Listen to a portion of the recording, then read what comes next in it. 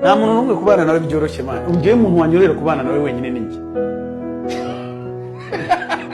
ko umuntu ntago mwumva ibintu kimwe bimwe byumva gutya wakabyumva gutya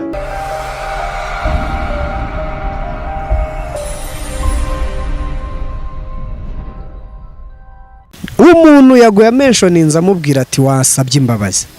ntashaka zisabe kuko uyu mujene afite operation akomeye wabonye ibintu ejo bundi byabaye kuri Bruce Melody Nyagatare ako se biriya bintu byo nabyo wenda tubigarutseho gatoya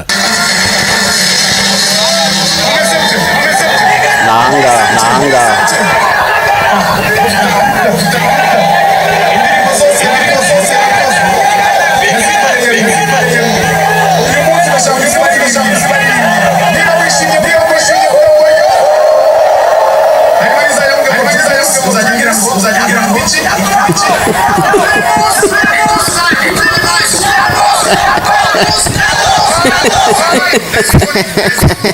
ibi byose mubona byabaye mu ijoro ryakeye aho abajene muri Kigali banze kuryama bavuga bati big energy muri hehe ko twavuganye ko tugomba guhura mu mujyi wa Kigali turi guhuruza aba big energy no mwese aba big energy mwese muri get to youth agasuzuguro ndetse n'akarengane ndetse n'ihohoterwa rikorerwa muri bamwe muri bene wacu kandi turabizi ko babafashe babahindurira ubuzima bavuga bati ngo big energy get to youth ibyo rimwe byabaranga mu ijoro kira gitaramo cyabereye hehe Nyagatare cyari Nyagatare ni wabo wande ni wabo wayago biriya bintu kuko ni yago wishyuye yarishyuye amafaranga menshi umuntu mubi uri muri nge yabayeho ntago mbihakana yabayeho ndirwanaho ndataka imyaka uwo ari we wese ngeze igihe nayo ndavanireka nshyiremo akantu kakagume kamwe cyangwa tubiri ndeba ukuntu bimera uwo ari we wese ndakomeretsa ngira abo nkomeretsa ngira abo ngira gute ariko ndagushimiye cyane kubera ko mukuru ari ibintu umuntu akora we tubona kuko byagenda kose abishoramo ubwenge akabishoramo igihe akabishoramo cash bro akabishoramo cash rwose Sabe ndajya mbihuze n'ibi bintu Sabe ni muntu cy'imbere agisora statement avuga ngo abakunzi be bihangana ararwaye agiye kubafasha y'akaruhuko umuntu wa mbere wakoze interview ni Yago avuga ngo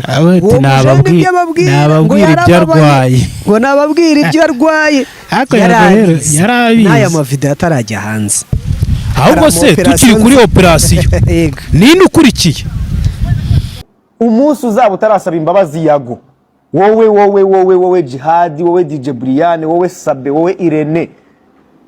wowe Rocky wowe Bruce Melody numvise wo ngomero davuga ngo nta kintu ngo yabivugaho urabizi ko ntacyo wabivugaho nyine urabizi ufite ukuri kwinshi cyane urabizi ko ari byinshi byawe umuntu abitse urabizi ko nta kintu wabivugaho bireke n'ubundi kuko nta kintu wabivugaho kuko ugize icyo bivugaho nahita nkura y'indi rokete kabisa ureke no nahita nkura y'indi rokete hano mfitemo rokete hano n'imyambi myinshi nukukubita ibyo byose muvuga ngo mfite umujinya yenda mfite umujinya w'ibyo mwankoreye kandi nzakomeza mpaka isi yose imenye ukuri muzakomeza gupfukirana ukuri ngewe nze mvuga ukuri kuko bimwe mu byo nazize harimo kuvugisha ukuri urabyumva mwahiza ngo murashaka ngo kumfuka umunwa no ntago biri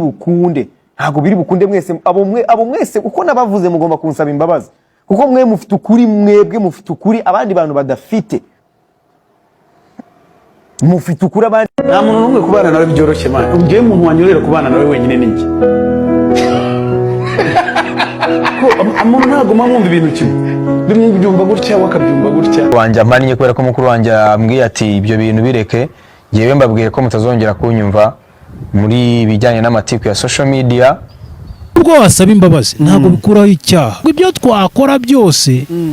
ibyo wakwigira byose icyiza ni ukwirinda kubera ko unyuze hariya ugakosa ukanyura hariya ugakosa bivuze nk'amakosa yawe uko ugenda yiyongera utagabanyaho na gito yego ko byagenda kose uri kurimbuka ntabwo twabishyigikira ariko umujene yarihimuye yihumura nabi ntabwo twabishyigikira ariko nawe nibwo bwari uburyo bwo kudefanda brandi yashoyemo amafaranga akora ama operation Clement buriya kuri ubwo buryo bwose nakubwiye Sabe yabagamo bwo kwihisha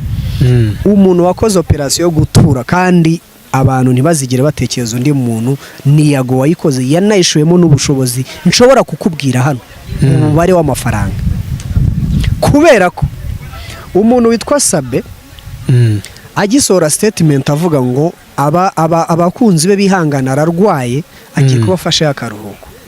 umuntu wa mbere wakoze interview ni Yago avuga ngo nababwira ibyo arwaye ngo nababwira ibyo arwaye yarabizi n'aya mavideo yatarajya hanze rero Clement turimo kugana ku musozo ariko reka nkubwire ikintu kimwe umuntu Yago ya mentioninze amubwira ati wasabye imbabazi ntashaka zisabe